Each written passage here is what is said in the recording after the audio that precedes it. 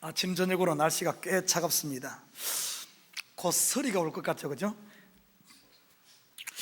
어제 새벽 예배 끝나고 나오는데 이 참 사람이 어릴 적 생각이 이렇게 딱 스쳐 지나가요. 참 몸은 이렇게 기억하고 있는 것 같습니다. 딱 찬바람이 나고 공기가 이렇게 상쾌한 이런 때가 되면은 여러분 시골에서 자라신 어르신들은 알 거예요. 지금 왕감이 맛있게 익어가는 때입니다. 그리고 지금 요때는 무가 맛이 들고요. 그리고 서리가 오기 전에 지금 고구마를 캘 때입니다. 어릴 적 이렇게 그런 생각이 나더라고요. 여러분, 크로노스의 시계는 물리적 시간을 크로노스라 그러는데, 이 크로노스의 물리적 시간은 늦가을을 향해 그리고 초겨울을 눈앞에 두고 있습니다. 그런데 카이로스의 시계, 카이로스는 영적인 우리의 시간은 과연 어떤 계절을 지금 우리가 맞이하고 있을까요? 자, 지난주 복습 한번 하고 넘어갑니다. 겨울도 지나고 비도 그쳤고 지면에는 꽃이 피고 새가 노래하고 무화과나무에는 푸른 열매가 익었고 포도나무에는 꽃이 피어 향기를 토하는 지금 시기입니다. 그러면서 이렇게 초청하죠. 일어나서 함께 가자. 여러분, 우리의 지금 성도들의 영적인 시기는 겨울도 지났고 비도 그쳤고 우리 카이로스의 영적 시계는 지금 꽃이 한창 핀 봄을 맞고 함께 땀 흘려야 되는 여름의 시기란 겁니다. 자, 그런데 나의 비둘기, 나의 사랑하는 성도들은 우리 지난주 보니까 바위 틈 낭떠러지 은밀한 곳에 숨어만 있었습니다. 자, 이 의미가 무슨 의미일까? 우리 지난주 공부했죠. 바위 틈 낭떠러지, 깨진 바위 틈, 거기에 이 비둘기가 숨어 있는 거예요. 쉽게 말해 성도들이 그 깨진 바위 틈 속에 숨어 있어요. 이 깨진 바위 틈이 어떤 의미일까? 우리 성경을 돌아봤을 때 아담이 하나님의 말씀을 불순종하고 선악과를 따먹고 그가 나무 틈 사이에 숨어 있었던 모습을 발견하게 됩니다. 요나가 하나님의 말씀에 불순종하여 도망가다 광풍을 만나 이 물고기 뱃속에 숨어 있는 모습, 여러분 다윗이 범죄하고 나서 자기의 마음속 깊숙이 숨어 있는 모습, 그리고 베드로가 예수님을 3번씩이나 부인하고 갈릴리 저 산골로 도망가 갈릴리 호숫가 고기 잡으면서 그 바다 한가운데 숨어 있는 이런 모습. 여러분, 깨진 바위 틈은 바로 실패의 자리, 깨진 자리, 마음의 상처의 자리. 우리 한번 실패하고 나면 그 자리에 숨어 있는 자기 마음의 성을 쌓고 그 성 속에 혼자 숨어 있는 모습, 과거에 매여 있는 이런 모습을 그려준다 그랬어요. 그러면서 이렇게 생각하죠. 나는 실패자야. 내가 성문 밖에나 문 밖에 나가면 사자가 웅크리고 있어. 하나님은 나를 싫어할 거야. 사람들은 모두 나를 왕따시킬 거야 하며 스스로 그 깨진 자리에 바위 틈에 숨어 있는 모습이다 그랬어요. 그런데 성경은 항상 이중적인 의미를 담고 있어요. 바위 틈 낭떠러지 은밀한 곳에 숨어 있는 비둘기의 모습. 첫 번째 이 깨진 바위 틈은 나의 깨진 실패의 그 자리라면, 또 한 측면에서는 보면은 우리가 모세가 광야 40년 광야 생활할 때 이스라엘 백성들 호렙산 바위를 모세가 지팡이로 치니 그 바위가 깨지면서 그 바위에서 생수가 솟아난 사실을 보게 됩니다. 그러면서 고린도전서에서는 이 깨진 바위, 호렙산 바위가 바로 예수 그리스도다, 이렇게 이야기를 해요. 첫 번째는 그 깨진 것이 나의 실패의 자리, 좌절의 자리인 줄 알았는데, 알고 보니까 그 깨진 바위 틈은 바로 예수 그리스도가 옆구리가 터지고 십자가를 지는 그 자리임을 우리가 발견하게 됩니다. 내가 깨진 자리, 내가 죽어야 한 자리, 내가 실패한 그 자리를 대신 예수님이 깨어짐으로 말미암아 우리의 그 깨진 빈틈으로 하나님의 은혜가, 생명수가 흘러들게 해서 우리를 살리는 그 자리. 이사야 53장 5절에서 이렇게 말합니다. 그가 찔림은 우리의 허물을 인하며 그가 상함은 우리의 죄악을 인함이라. 그가 징계를 받음으로 우리가 평화를 누리고 그가 채찍에 맞음으로 우리가 나음을 입었도다. 여러분, 우리의 깨진 자리가 바로 은혜의 통로가 되는 은혜의 자리란 사실이죠. 사도 바울은 그래서 이런 표현을 합니다. 죄가 더한 곳에 은혜가 더하다. 자, 여러분, 봄이 되었어요. 영적인 시기는 봄이 되었습니다.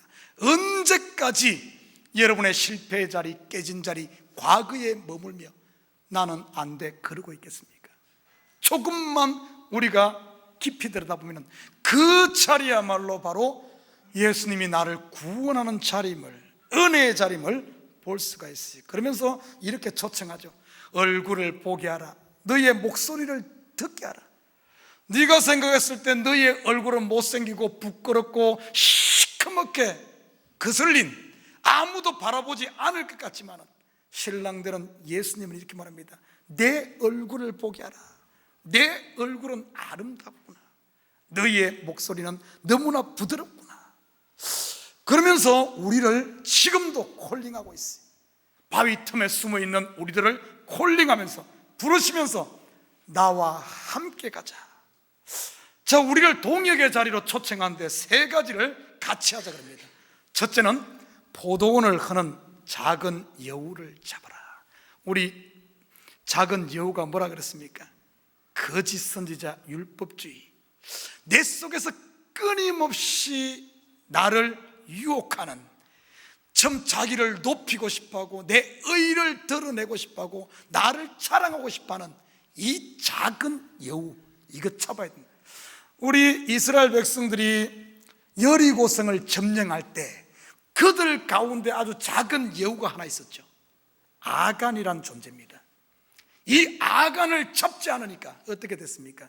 이스라엘 백성이 그 작은 아이성 하나도 점령하지 못하는 인생의 벽이 생기는 모습을 보지 않습니까? 우리 속에 이 작은 여우, 나의 잘남, 나의 자랑 전부 요 잡아내지 않고서는 아무리 주의 일 많이 하고 아무리 헌신한다 할지라도 하나님의 영광은 드러나지 않는다는 사실입니다. 이 누룩 전체, 작은 누룩이 큰 떡덩이를 부풀리듯이 하나님이 우리를 위해 행하신 그 놀라운 일들이 이 작은 여우 잡지 않으면 다 가리워져요. 교회의 머리는 그리스도인데 그리스도가 행하신 하나님의 그 사랑이 철철 흘러 넘쳐서 이 이웃을 적셔야 되는데 이 작은 여우 잡지 않은 교회에서 인간 냄새만 풀풀 풍기며 기독교가 개독교가 되는 거예요. 우리 지금 현실을 보지 않습니까? 이 이유가 어디 있겠어요? 작은 여우 잡아야 돼. 일어나서 함께 가자. 작은 여우. 두 번째는 뭔가 하면은 양떼를 먹이자. 그래서 양떼를 먹이라. 이 하나님의 말씀을 내 욕망을 위해, 내 배를 위해 채우는 데서 머무르면 이렇게 먹는 것은 독초를 먹는 거예요. 독초. 자기 욕망을 먹는 거예요. 이게 독초입니다. 여기를 먹는 것이 양떼를 독초가 있는 곳으로 인도할 것이 아니라 진리가 있는 생명의 양식이 되는 이 하나님의 말씀을 들을 때마다 내 영혼이 소생하고 하나님이 나를 위해 행하신 이 놀라운 은혜 속에 빠져들며 그 사랑을 생각하면은 지금 우리가 겪고 있는 이런 문제들이 문제로 보여지지 않는, 하나님은 나 하나 살리기 위해서 그 아들 예수 그리스도를 나를 위해 줬는데 그 은혜로, 그래서 이 말씀을 진리로 먹고, 그리고 이 말씀을 이제는 흘려보내야 돼. 흘려보내. 나만 먹고 있으면 안 됩니다. 이제는 섬기는 자리, 양떼를 먹어. 세 번째는 뭡니까? 왜 어떻게 초청해요? 세 번째 뭐 하라 그랬습니까? 베데르산의 노루와 사슴같이 되라고 말합니다. 이 베데르산, 원어적인 의미 베데르는 쪼개다, 분리하다는 뜻이에요. 예수 그리스도가 십자가에서 하나님, 하나님, 나의 하나님, 나의 하나님, 어찌하여 나를 버리시나이까? 하나님과의 분리됨을 경험하면서 우리를 살려내지 않습니까? 그 십자가의 자리로 베데르산의 노루와 사슴이 되라고 말해. 우리를 십자가의 자리로 초청하고 있다는 겁니다. 누구든지 나를 따르려거든 자기를 부인하고 자기 십자가를 지고 나를 따르. 사도 바울은 고린도전서 15장 부활장에서 이렇게 자기를 고백합니다. 나는 날마다 죽노라. 이 말은 어떤 의미가 있는 줄 알아요? 부활장에서 죽음을 이야기해.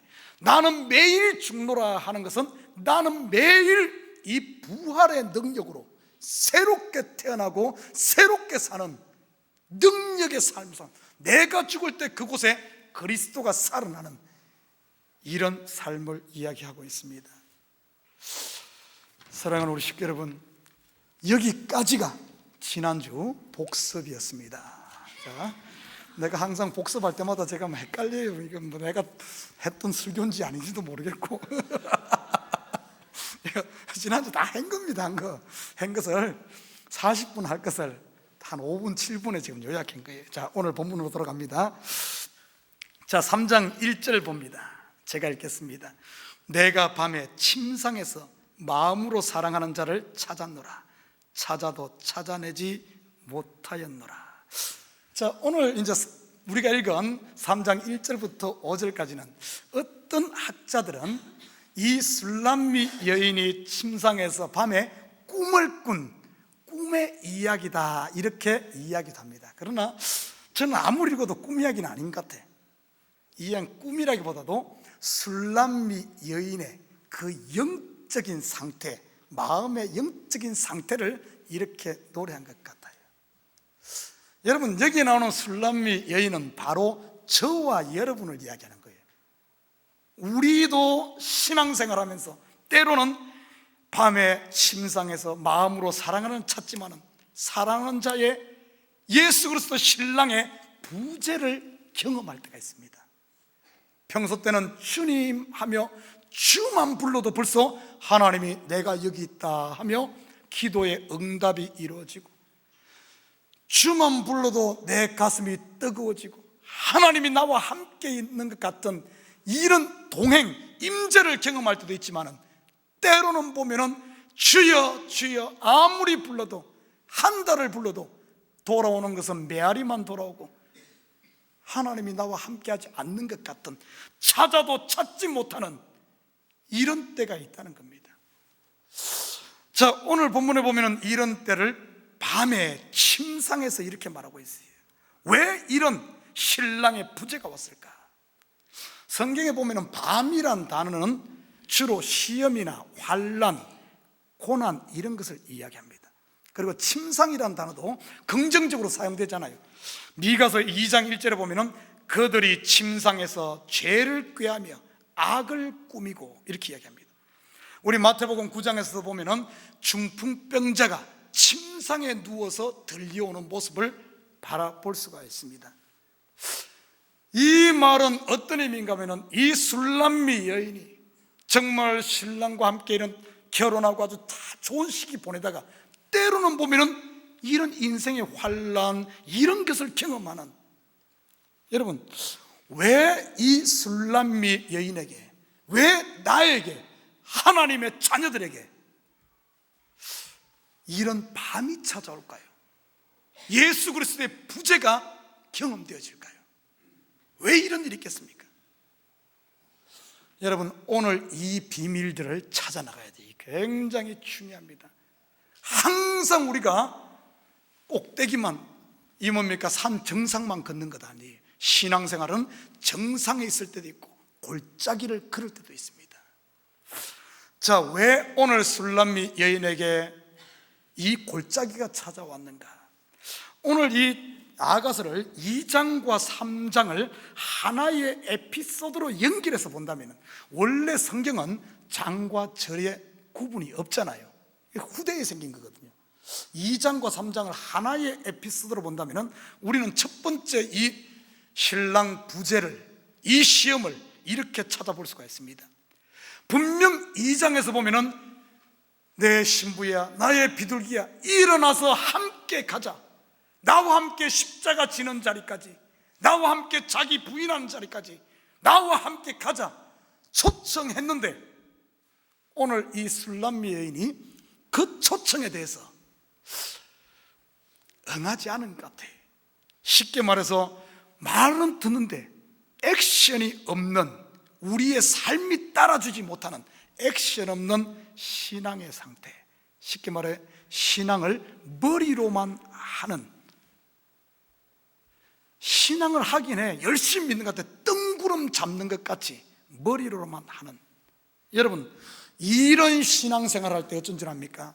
내가 좋을 때는, 대낮에는 어떤가 하면 하나님이 나와 함께 하는 것 같아. 그러나 조금만 어려움이 오면은 하나님을 경험할 수 없고 신랑이 없는 것 같은, 마음이 공허해지는, 채워지지 않는 이런 때를 경험할 수가 있다는 겁니다. 그러나 꼭 밤이 되는 것이 이 이유만은 아닌 것 같아요. 우리가 성경 조금 전체를 돌아보면서 성경의 어떤 때에 이런 밤이 찾아오고 하나님의 부재가 경험되어지는가, 하나님의 임재가 되어야 되는데 임재하지 않고 하나님이 떠난 것 같은 이런 시기들이 찾아오는가, 한번 찾아봅시다. 여러분, 성경에 보면 창세기 3장에 보면 아담과 하와가 선악과를 따 먹었을 때 그들에게 하나님과의 단절이 찾아옵니다. 그리고 그들에게 시련이 찾아오게 되죠. 그들이 왜 이 선악과를 따 먹었습니까?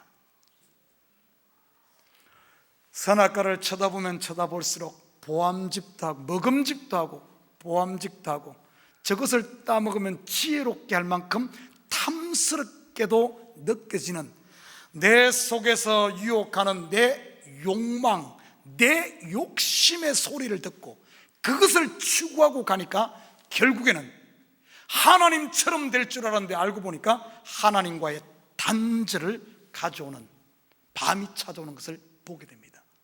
여러분, 지금도 똑같아요.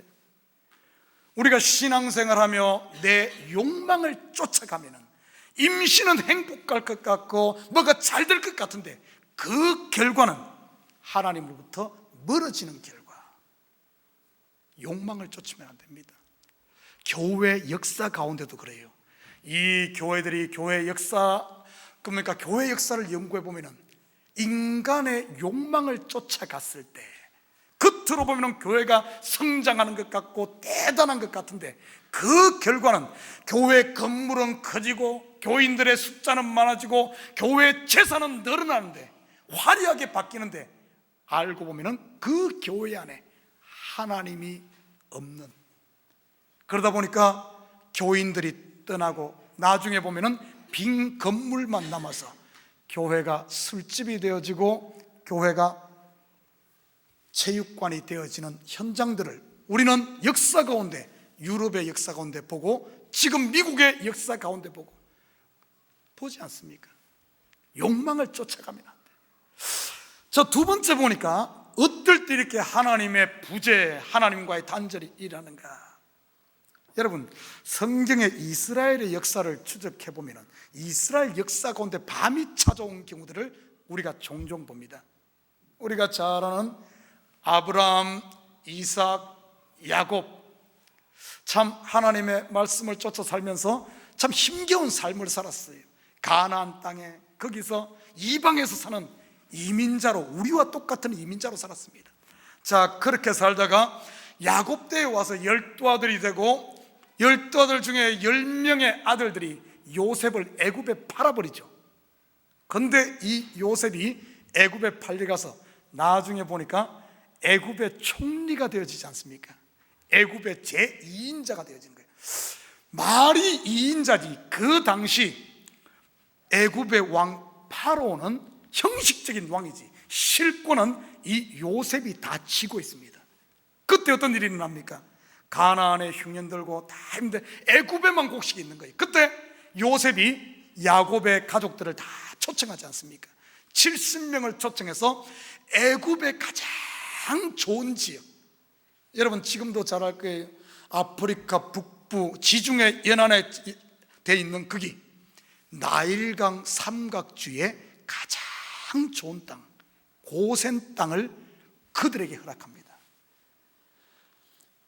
형제 중에 요셉이 아들이 애굽의 실권자지 가장 좋은 그곳에서 어떤 일이 일어난 줄 압니까? 이스라엘 백성들은 70명이 내려갔는데 400년을 사는 동안 인구가 300만이나 불어납니다.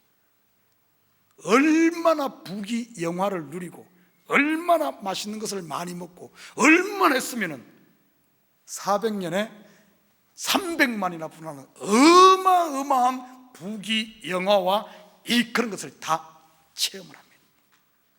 근데 우리 잘 알다시피 출애굽기에 오니까 어떤 일이 납니까? 그런 엄청난 부귀영화 이후에 보니까 하나님은 강고 듣고 그들에게 밤이 찾아온 이 역사를 우리를 경험합니다. 그뿐만이 아니 이스라엘 백성들이 40년 광야를 거치고 참 힘든 시간을 거쳐서 드디어 하나님이 약속한 약속의 땅 가나안을 들어가지 않습니까? 그들이 짓지 않은 집이 있고 그들이 농사지 않은 포도원이 있고 그 땅의 풍요를 다 누립니다. 그런데 이런 풍요 후에 어떤 일이 납니까?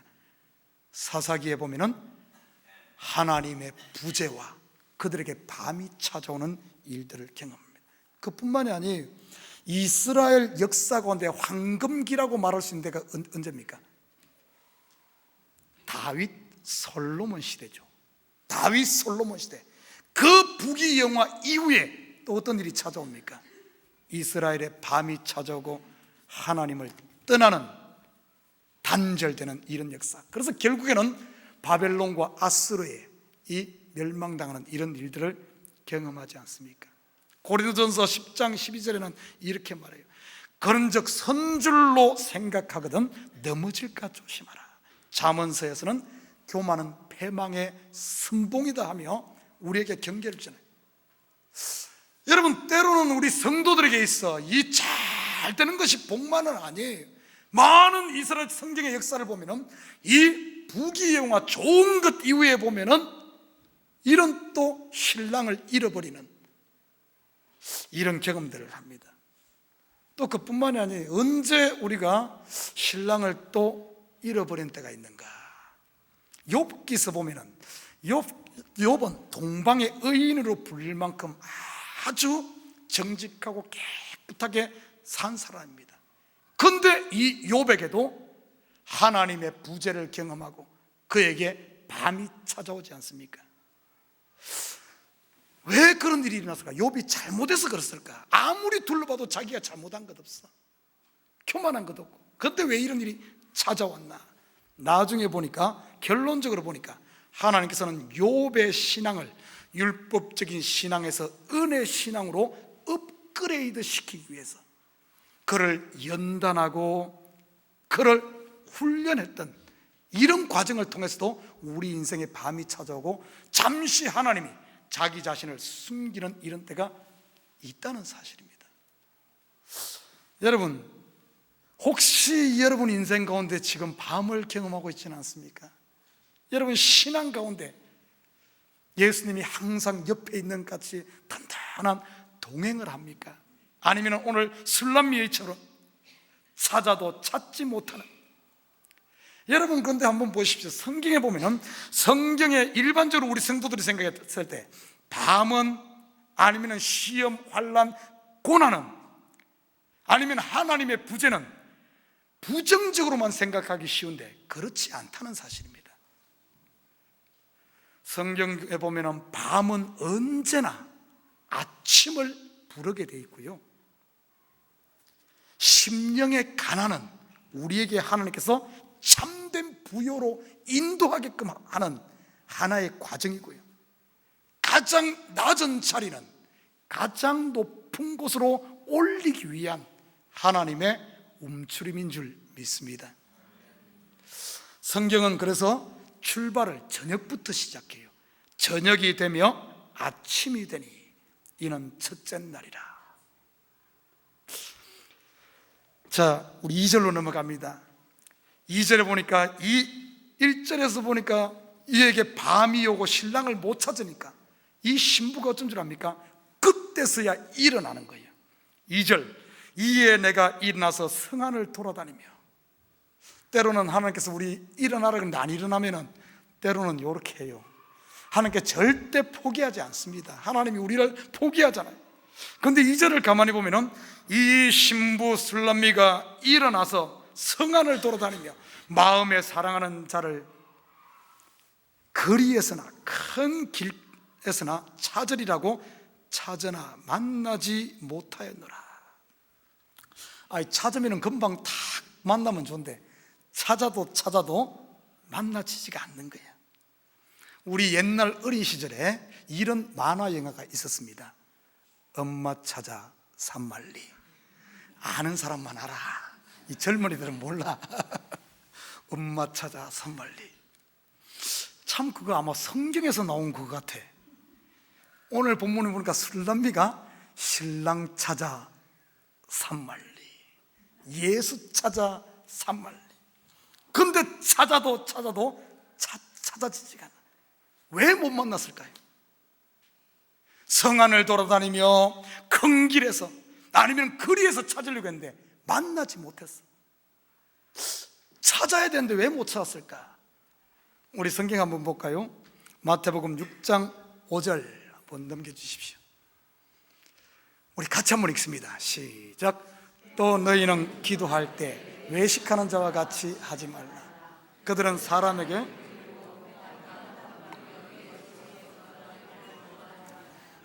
내가 진실로 너희에게 이르노니 그들은 자기 상을 이미 받았느니라. 마태복음 7장 13절도 한번 같이 읽읍시다. 시작. 좁은 문으로 들어가라. 멸망으로 인도하는 문은 크고 그 길이 넓어 거리로 들어가는 자가 많고. 여기에 보면은 큰 길, 거리에서 찾으려고 했는데 오늘 찾지 못했습니다. 여러분, 한국 사람들은 예수를 어디에서 만나려고 하는 줄 압니까? 한국 사람들이 예수를 어디에서 찾으려고 하는 것 같아요? 어디에서 예수 찾습니까, 여러분? 딱 한자로 말하면 복. 전부 예수를 복에서 찾으려고 해. 복 받으면은 예수 믿고 예수 믿으면 좋다. 복. 아니면은 성공해서 예수를 찾으려고 하죠. 예수 믿고 부자 되는 것, 병 낫는 것, 자식 잘 되는 것, 여기서 예수를 많이들 찾죠. 아니면 큰 교회, 한국 사람은 큰 거 좋아하잖아요. 큰 게 정이고 큰 게 진리고 큰 게 뭐지 크면 다 큰 교회에서 찾. 아니면 감동적인 설교, 내 마음 찡하게 하면 거기에 예수가 있는 것 같아요.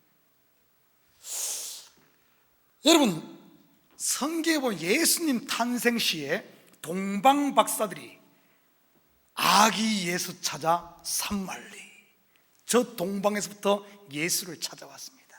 그들도 예수를 찾아 어디로 간 줄 압니까? 분명 메시아 예수 그리스도, 유대인의 왕으로 오실 이는 크고 화려하고 복되고 잘 되는 예루살렘 왕궁에 있을 것이다. 거기로 찾아갔습니다. 그러나 안타깝게도 그곳에는 예수가 없었어요. 예수는 어디에 있었습니까? 아무도 찾지 않는 저 시골 베들레헴 마국간 말 구유에 예수가 있었죠. 여러분, 예수님 공생의 3년 반 동안 예수님께서 갈릴리를 중심으로 사역을 했잖아요. 그러다가 1년에 3번은 꼭 예루살렘을 방문합니다. 왜냐하면 그 당시 모든 유대 남자들은 1년 3차씩 유월절, 맥추절, 그리고 수장절에는 반드시 성전에 와서 제사를 드려야 됐습니다. 예수님께서 예루살렘 올 때마다 그냥 지나가지 않고 꼭 들렸던 곳이 있어요. 어딘 줄 압니까? 예수님 예루살렘부터 꼭 들렸던 곳, 마리아, 마르다, 나사로가 살고 있는 어디입니까? 베다니. 여러분, 베다니란 이 말의 뜻은 슬픔의 집이란 뜻이에요. 아니, 왜 이렇게 슬픔의 집이란 이런 동네 이름을 지었을까? 그 당시 예루살렘은 말 그대로 하나님의 거룩한 성도였고 왕궁이 있는 곳이었고 하나님의 성전이 있는 캐피털 시티였어요. 그런데 이 예루살렘 옆에 예루살렘에서 일하는 종들이나 아니면 노동자들은 그 거룩한 성 안에 살 수가 없었습니다.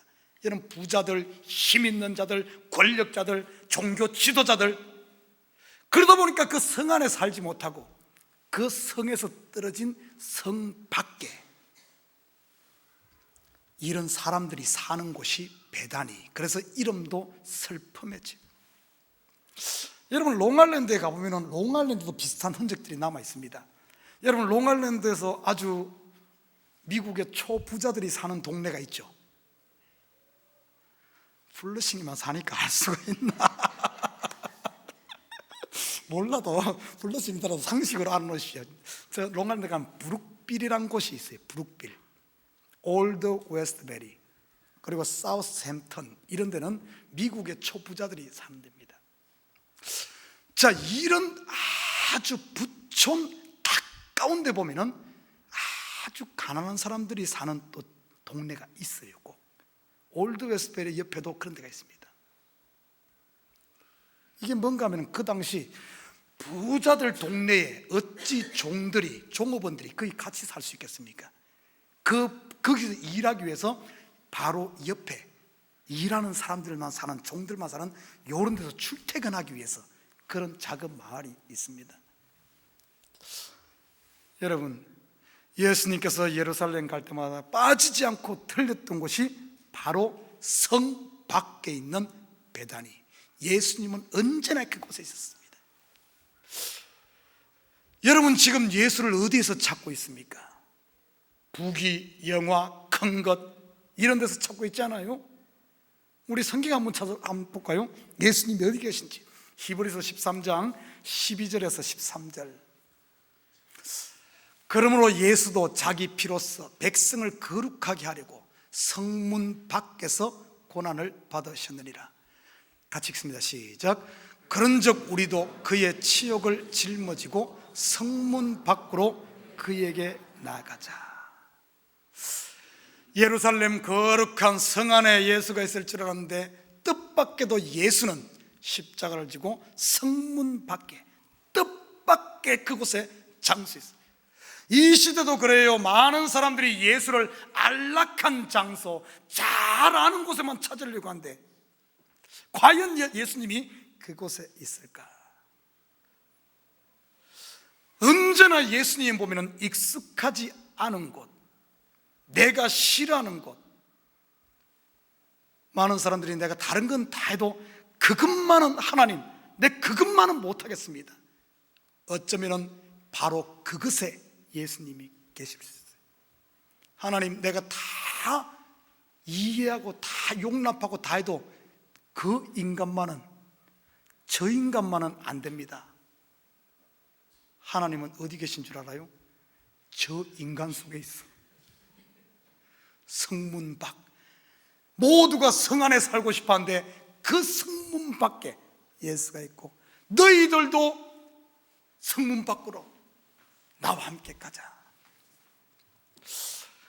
자, 그런데 아직까지 예수 못 찾았어요. 우리 3절로 가봅시다. 오늘 그래도 왔으면 예수 찾고 가야 되지 않겠습니까? 3절. 같이 한번 읽어볼까요? 시작. 성 안을 순찰하는 자들을 만나서 묻기를 내 마음으로 사랑하는 자를 너희가 보았느냐. 성 안을 순찰하는 자들에게 큰 거리에서 찾아도 없고 길거리에서 찾아도 없어가지고 성 안을 순찰하는 이 사람들에게 물어봤어요. 이 성 안을 순찰하는 자는 누군가 하면 밤에 성문을 지키는, 성을 지키는 파수꾼들을 이야기합니다. 이들이 과연 누굴까? 제가 이 성 안을 순찰하는 자들에 대해서 알기 위해서 제가 이거 도저히 누군지를 모르겠어. 그래서 인터넷을 뒤지고 봐도 여기에 대한 뚜렷한 답변이 없어요. 그리고 이 존재를 알기 위해서 제가 이 주석을 4권 5권을 봐도 시원한 해답을 내놓는 주석이 없어요. 그 중에 하나가 뭔가 하면 여러분 잘 아는 박윤선 박사, 신학계 대부의 창국의 박윤선 박사는 예수를 만나도록 인도하는 성안을 순찰하는 자를 예수를 만나도록 인도하는 선지자다, 아니면은 복음 사역자다, 이렇게 소개를 하더라고요. 또 다른 주석에서는 예수를 만날 수 있는 것, 어디서 우리가 예수를 만날 수 있나? 하나님의 말씀 속에서 예수를 만날 수 있다 해서 하나님의 말씀이라고 이렇게 또 주석을 하더라고요. 그런데도 주석을 봐도 내 마음이 시원하지가 않아. 그래서 제가 요 하나 풀기 위해서, 성안을 순찰하는 자의 존재를 알기 위해서 제가 몇 시간 동안 실험했던 것 같아요. 근데 가만히 보니까 이 지각이 생겨요. 오늘 보면 보십시오. 성 안을 순찰하는 사람은 누군가 하면은 밤에 파수하는 사람들을 말하거든요.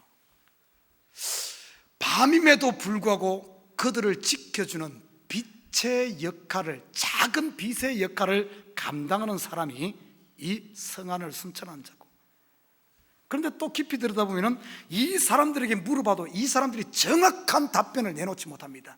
예수가 저기 있다 저기 있다 정확한 답변을 주지를 못해. 그런데 신기한 사실은 그들을 지나치자마자 4절에 가면은 예수를 만납니다. 신랑을 만나요. 과연 이것이 무엇일까? 분명한 사실은 이들을 지나치자마자, 이들을 넘어가자마자 예수를 만난대. 그 앞에서 빛의 역할을 하고 예수께로 인도하는, 신랑으로 인도하는 밤에 잠시 역할을 하는 이 존재들, 저는 이것을 보면서 이렇게 정의를 냅니다. 성안을 순찰한 자들은 표적이라고 봅니다. 표적이란 말이 뭔 말인 줄 압니까? 우리 요한계시록 하면서 공부했죠. 헬라어로 세메이온 그럽니다. 세메이온에서 우리 영어 사인이 나옵니다. 사인. 예를 들어 제가 저기를 이렇게 지시하면은, 많은 사람들은 지시하면은 이 손가락을 봐. 손가락, 요것은 세메이온 표적입니다. 그러나 실제 요 손가락을 넘어서 조금 더 멀리 보면은 손가락이 지시하는 실체는 저 엣지 사인이구나. 여러분, 성경에 보면 예수님께서 이 땅에 와서 많은 기적을 행하고 했던 것을 성경은 표적이라고 이야기하는 거예요. 병 낫고 오병이어 이게 실제가 아니에요.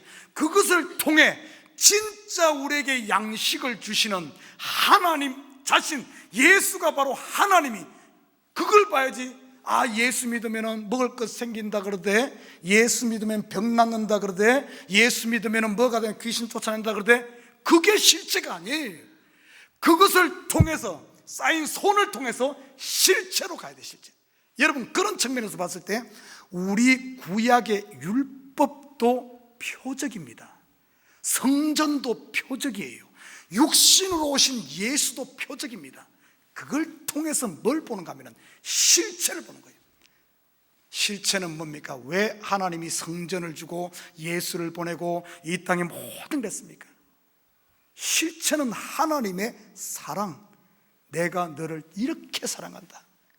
얼마만큼 사랑하는 줄 아냐? 하늘만큼 땅만큼 아니다. 내가 너를 사랑하는데 나의 전부를 주는, 내 소유가 아니라 내 자신, 내 아들을 주기까지 내가 너를 사랑한다. 그래서 그 아들을 십자가에 못 박으면서 하나님의 사랑을 이 땅에 펼쳐내지 않았습니까? 사랑하는 우리 식구 여러분, 성안 우리는 예수 그냥 하루아침에 처음에는 다 그냥 찾는 것 아니야. 성 안에 순찰한 자에게 묻고 우리의 작은 것들을 통해서 쫓아가다 보니까 언제까지 그런데 거기에 머무르면 안 돼. 못 만나. 성 안에 순찰하는 자들을 지나치자마자, 넘어가자마자 뭘 만나는가 하면 예수를 만납니다. 자, 4절에 봐요. 그들을 지나치자마자 마음에 사랑하는 자를 만나서 그를 붙잡고, 이렇게 말하고 있어요. 우리 성경 한번 찾아볼까요? 마태복음 5장 20절 같이 한번 읽습니다. 시작. 내가 너희에게 이르노니 너희의 의가 서기관과 바리새인보다 더 낫지 못하면 결코 천국에 들어가지 못하리라. 큰일 났네요. 서기관과 바리새인들, 그 사람들은 일주일에 2번씩 금식하고 얼마나 율법을 잘 지켰던지 이렇게 말해요. 사도 바울, 율법 뭡니까? 이 바리새인 중에 바리새인 사도 바울, 나는 율법에 이르는 흠이 없다. 나는 모든 율법을 다 지킨 자다. 여러분, 그 당시 바리새인들은 이만큼 잘 지켜, 이 사람들보다 더 잘 지켜, 이 정도 가지고 안 된대. 그러면 우리는 누가 그렇게 지킬 사람이 있어요? 아무도 없지. 그러면 다 지옥인가? 성경을 바로 보십시오. 여기서 말하는 서기관과 바리새인보다 더 낫지 못하면 하는 이 더 낫다는 것은 이들보다 더 열심히 지켜야 한다, 이런 뜻이 아니에요. 차원이 다른 이런 의미입니다. 차원이 다른. 이 땅에서 아무리 내가 한다 할지라도 내 인간에게서 난, 나에게서 난 열심, 나에게서 난 의, 이것 가지고는 안 된다는 겁니다. 이것도 안 된다는 거예요. 그러면 어떤 의를 의지해야 되는가? 차원이 다른 위로부터 난 의, 하나님이 준비한 예수 그리스도의 의가 아니고서는 우리 힘으로는 안 된다는 거예요. 내가 할 수 없는 것을 하나님은 하셨나니, 하나님이 그 의를 완성하고 우리에게는 그저 주어지는 거야. 그러면 우리가 마음을 열고 아멘 하기만 하면은 천국이 우리 것인 줄 믿습니다. 여러분, 지금까지 여러분 구원을 어디에서 찾았어요? 여러분 지금 신랑을 어디에 찾습니까? 어디에서 평안과 참된 자유함, 영생을 찾고 있습니까? 여러분 뭘 많이 해서, 아니면 성경에서 하지 말한 거 그거 막 안 해서, 율법에 의해서 혹시 우리가 천국을 찾고 있진 않아요? 자기의 노력, 자기 의지, 자기 열심, 자기 수고, 여기서 찾고 있지 않습니까? 안 된다는 거예요. 여기를 지나쳐 가야 돼. 여기를 넘어가야만 신랑을 만나요. 여러분, 이 위로부터 나는 의 참된 은혜를 경험하면 어쩐 줄 압니까? 내가 정말 주를 위해 충성해서 내 전부를 바쳐서 선교하고 봉사하고 남을 위해 살고 그렇게 살았어. 만약에 율법으로 난 의라면 나는 이런 사람이야, 나는 이만큼 했어, 이러면서 그 교만이 하늘을 찌르고 자기가 하나님의 자리에 위치할 겁니다. 그러나 이 율법의 의를 넘어서서 지나쳐가서 은혜로 들어간 사람은 어떤 줄 압니까? 내가 아무리 많이 하고 아무리 좋은 일 한다 할지라도 나의 나된 것, 내가 한 것은 나에게서 난 것이 아니라 어디로부터 났다고요? 하나님의 은혜로다. 하나님의 은혜로다. 매일매일 내가 죄에 넘어져, 이리 넘어지고 저리 넘어지고 아무리 용을 써도 안 돼. 율법에서 난 의를 가지고 있는 사람은 그렇게 안 되면 나는 죄인이여 절망하고, 때로는 보면 그걸 견딜 수 없어서 가룟유다처럼 그냥 자살할 수도 있어. 그러나 이 율법의 의를 넘어선 사람은 어떤 줄 압니까? 매일 넘어져도 넘어짐으로 말미암아 뭘 보는 줄 알아요? 맞아, 나는 안 되는 존재야.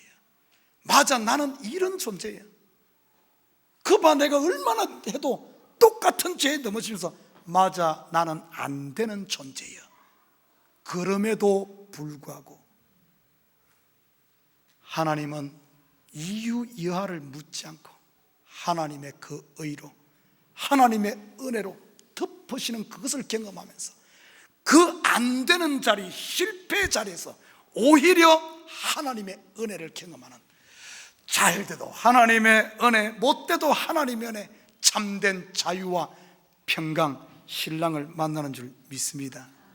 자 봐요, 그들을 지나치자마자 마음에 사랑하는 자를 만나서 그를 붙잡고, 이렇게 꽉 붙잡아야 돼. 붙잡고 내 어머니의 집으로, 나를 잉태한 이의 방으로 가기까지 놓지 아니하니라. 여러분, 이 자리가 어떨까요? 어머니의 방, 어머니의 집, 나를 잉태한 방, 내가 태어난 자리, 내가 잉태된 자리, 그 자리가 어떤 자리입니까?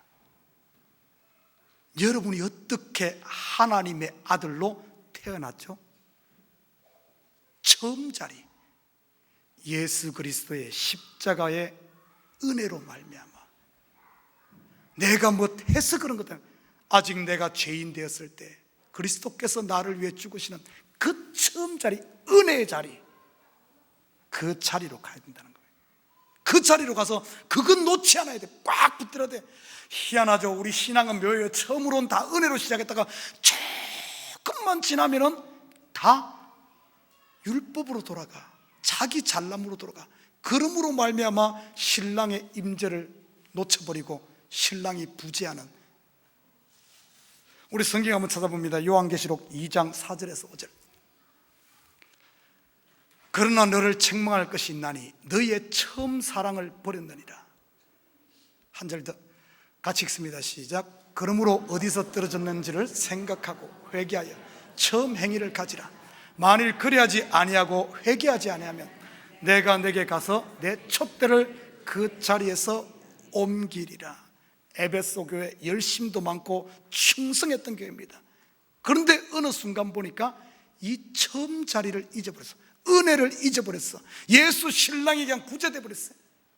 그러니까 하는 말이 처음 행위, 첫사랑을 회복해라. 그 은혜를 회복해라. 사랑하는 우리 식구 여러분, 우리 처음 사랑, 은혜 부여잡아야 될 줄 믿습니다. 그러면서 5절에 이렇게 말합니다. 예루살렘 딸들아, 내가 노루와 들사슴을 두고 너에게 부탁한다. 사랑하는 자가 원하기 전에는 깨우지 말고, 흔들지 말고 깨우지 말지니라. 이 말에 대해서 우리가 전번에 공부를 했어요. 여러분, 우리 신앙의 영적 싸움은 끊임없이 처음 자리, 은혜를 놓치면 안 돼. 끊임없이 지금도 내 주위에서는, 내 속에 작은 여우는, 아니면은 창세기의 뱀은 지금도 나를 유혹하면서 계속해서 네가 최고야, 너 잘났어, 야 너가 이렇게 수고했는데 왜 그렇게 바보처럼, 왜 맨날 그렇게 섬김의 자리에 있냐, 왜 밑에 있냐, 이제 너도 네 소리 내. 너는 그럴 자격이 있어. 이 교회를 위해 네가 얼마나 헌금하고 얼마나 수고하고 얼마나 애썼니. 이제는 네가 네 소리 내야 되지 않겠니? 언제처럼 바보처럼 그렇게 살래? 하면 우리를 지금도 그 옛 뱀은 유혹하고 있고 작은 여우는 우리를 노루와 들사슴으로 맹한다. 이 은혜의 자리, 이 은혜를 깨지 마라. 우리는 싸워야 됩니다. 사랑하는 우리 식구 여러분, 오늘 이 이야기는 정확하게 신앙의 성숙, 무엇으로 되어지는가, 어떻게 되어지는가. 여러분, 신앙의 성숙은 꼭 숨바꼭질 같아요. 숨바꼭질. 신랑 잊어버렸다가 찾고, 예수 잊어버렸다가 찾고, 계속 숨바꼭질 하면서 우리의 신앙이 점점 은혜로 더 깊은 단계로 들어가는 줄 믿습니다.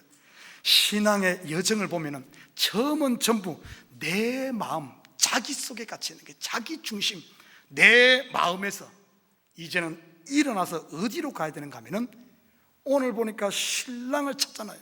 바로 하나님의 마음을 아는 대로 가야 돼. 아는 대로 내 마음을 벗어나서 하나님의 마음을 아는 대로, 그 마음자리, 하나님의 그 사랑, 나를 향한 그 사랑에 도달하는 것이 우리 신앙의 여정입니다. 그러면 어떻게 하나님의 마음에, 내 마음에 있으면 항상 서운하고 시기가 나고 질투가 나고 내 마음에서 항상 그래. 이것을 벗어나서 하나님의 마음, 그 사랑으로 갈 때 참된 평안과 안식이 온대. 어떻게 하나님의 마음으로 우리가 옮겨갈까? 우리 성경 한 구절 찾아보고 마칩니다. 우리 성경 봅니다. 요한일서 3장 14절에서 18절. 하나님의 마음이 어디에 있는가? 우리 신랑이 어디에 있는가? 우리 한번 이 구절을 통해서 봅시다. 요한일서 3장 14절에 18절 한 절씩 교독합니다. 우리는 형제를 사랑함으로 사망에서 옮겨 생명으로 들어간 줄을 알거니와 사랑하지 아니하는 자는 사망에 머물러 있느니라.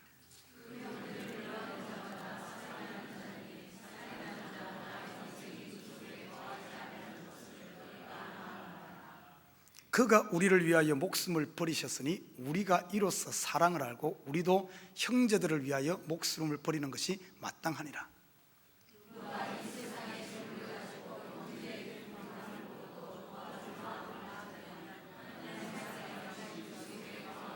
함께 읽겠습니다. 자녀들아, 우리가 말과 혀로만 사랑하지 말고 행함과 진실함으로 하자. 여러분, 예수님께서 이렇게 말합니다. 하나님을 사랑하고 내 이웃을 내 몸과 같이 사랑하라. 하나님을 사랑하라. 하나님 사랑은 곧 이웃 사랑이라고 이야기해요.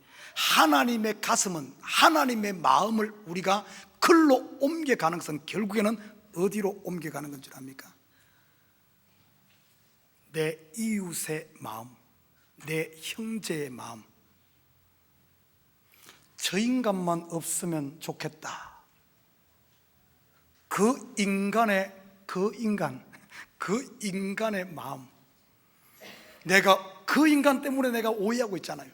오해하고 있는 내 마음의 자리를 벗어나서 일어나 짐을 싸서 그 사람 마음으로 가서 그 사람의 마음을 이해하게 되면,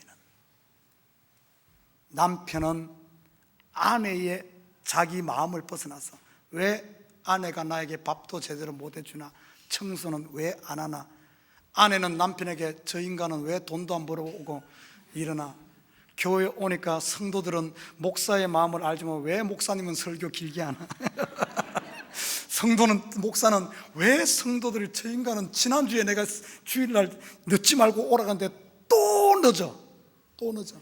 그래서 목사 말을 무시하는 건가? 이렇게 오해하는 것이 아니라 목사가 자기 마음을 벗어나서 성도가 좀 늦게 왔어. 오는데 무슨 일이 있었구나, 파킹랏이 없었구나, 힘들었구나 하면은 너무너무 존귀해 보이는데, 자기 마음을 벗어나지 못하고 자기 속에 갇혀가지고 내 말 안 들어, 나 목회 그만둬, 이렇게 되면 어떻게 되겠어요? 여러분, 결국에 우리 신앙 성숙은 나를 벗어나서 이웃의 마음, 그 속으로 내가 하나 되는 거예요. 예수는 어디 있겠어요? 그 인간 속에 예수가 있고요, 그 인간 속에 내가 들어갈 때 그곳이 하나님 나라 천국인 줄 믿습니다. 오늘 우리 예수 찾아 나선 앞으로, 지금은 예수 있어 또 조금 순간 보면 또 예수가 없어질 수 있어요. 찾으러 갈 때 딴 데가 찾지 말고 성 안에 가서 큰 길, 큰 막 이런 데 찾지 말고, 눈에 보이는 표적에서 찾지 말고 그것을 넘어가서 그 인간 속에서 예수를 찾고 그 인간 속에 내가 들어가서 예수와 함께 참 저는 신랑 놓지 않고 하나님의 은혜를 꽉 붙들고 그 은혜에서 사는 우리 식구들 되기를 주님을 부탁드립니다. 기도하십시다.